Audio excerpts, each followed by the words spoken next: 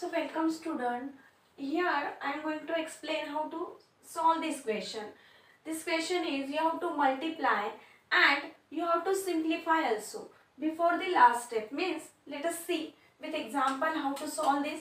First example is 5 upon 12 multiplied by 7 upon 10. So we can write this as you have to multiply numerator with numerator and this denominator with a denominator. So we can write down this question as now if check in numerator and denominator, is there any common factor of any number?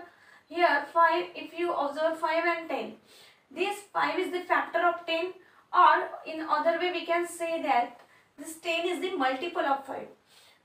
ये बात ध्यान में रखनी है कि numerator और denominator में अगर ऐसे कोई नंबर है या किसी का कोई फैक्टर है या कोई नंबर किसी और नंबर का मल्टीपल है, so we can divide them directly. Let us see here 5 and 10, we can cancel this. 5 1s are 5, here I can write 5 2s are 10. ये न्यूमरेटर और डिनोमिनेटर में ही हम ये स्टेप कर सकते हैं अगर मल्टीप्लिकेशन है तभी. यहाँ पर देखो 5 और 10, 5 के टेबल में 10 आता है, 5 2s are 10, तो 10 को कट करके मैंने वहाँ 2 लिख दिया. नाउ 1 5 1s are 1, अभी यहाँ पर 5 नहीं है 1 है. 1 multiply by 7 is 7. Here 12 multiplied by 2, you get 24. Can we further divide it? Means numerator और denominator में से न्यूमरेटर और डिनोमिनेटर को आपको देखना है कि इन दोनों का कोई कॉमन फैक्टर है क्या. मतलब ऐसा कोई नंबर है कि दोनों नंबर उस टेबल में आते हैं.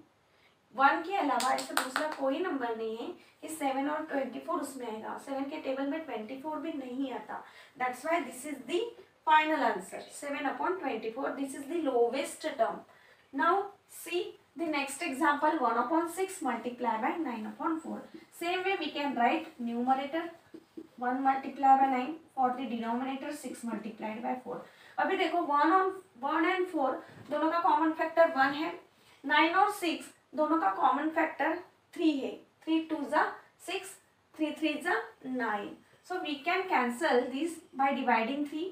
3 2s are 6, यहाँ 2 लिखेंगे 6 को कट करके. बाद में 3 3s are 9, 9 को कट करके अभी 3 लिख लिया. Now we can write 1 multiply by 3, we get 1 3s are 3. Now we will multiply this 2 because 6 तो कट कर दिया हमने, कैंसिल कर दिया. 3 से दोनों को डिवाइड कर दिया. 2 multiply by 4 8. So 3 और 8 दोनों का 1 के अलावा दूसरा कोई कॉमन फैक्टर नहीं है. So this is the final answer. Now for the next example 5 multiplied by 11 upon 33 multiplied by 2. यार 5 और 2 और 5 और 33 ये कॉमन फैक्टर तो नहीं इनमें, बट 11 एंड 33 को अगर आप देखोगे तो 11 1s are 11, 11 3s are 33. Now 5 multiply by 1, we get 5 and 3 2s are 6. So this is the final answer. 5 और 6 इनका भी कोई common factor नहीं है, सिर्फ 1 is the common factor between them. So this is the lowest term. Thank you.